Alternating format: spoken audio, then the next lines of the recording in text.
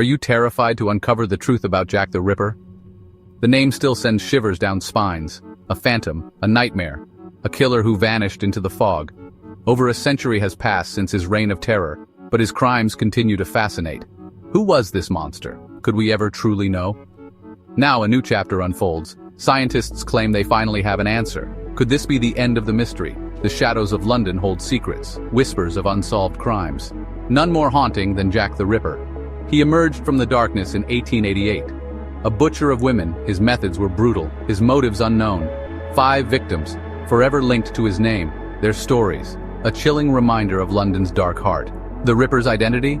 A puzzle with countless pieces, none seeming to fit. Theories abound, each more outlandish than the last. Was he a doctor, an artist, even a member of the royal family? The speculation never ended, the mystery endured. Until now, perhaps.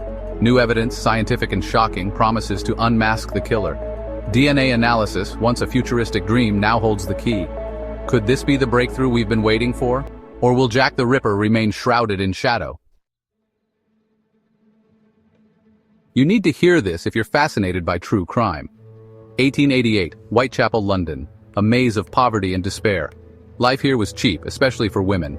Prostitutes living on the edge were easy prey. This was Jack's hunting ground. Mary Ann Nichols, Annie Chapman, Elizabeth Stride, Catherine Eddowes, Mary Jane Kelly. These were the canonical 5. Their lives cut short, their bodies mutilated.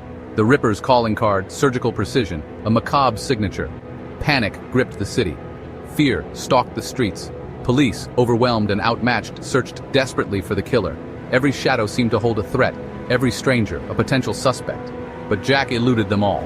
He vanished as quickly as he arrived, leaving behind a trail of blood and fear. The killing stopped, but the questions remained. Who was Jack the Ripper? What drove him to such depravity? I'm sure you've heard the news. Could Aaron Kosminski be the infamous Ripper? The name whispers through the decades. A Polish immigrant, a barber by trade. He lived in Whitechapel, haunted by his own demons. Kosminski had long been on the suspect list. His mental state, his proximity to the crimes, it all pointed towards him. Now, DNA evidence extracted from a shawl found at the scene of Catherine Eddowes' murder supposedly links back to Kosminski.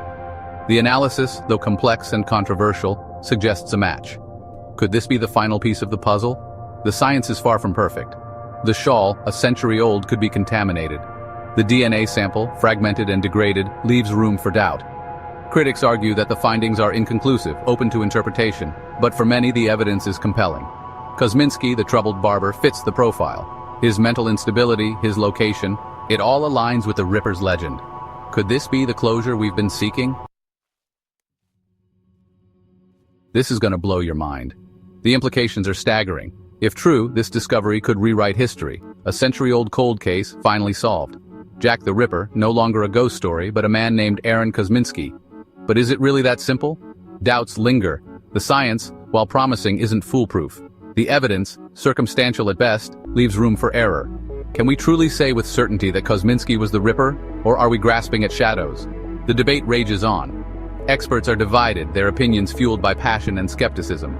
Some see this as the end of the story. Others, the beginning of a new chapter of doubt. What do you believe? Is Aaron Kosminski the face behind the mask? Or will Jack the Ripper forever haunt the cobblestone streets of Whitechapel? The mystery, it seems, is far from over.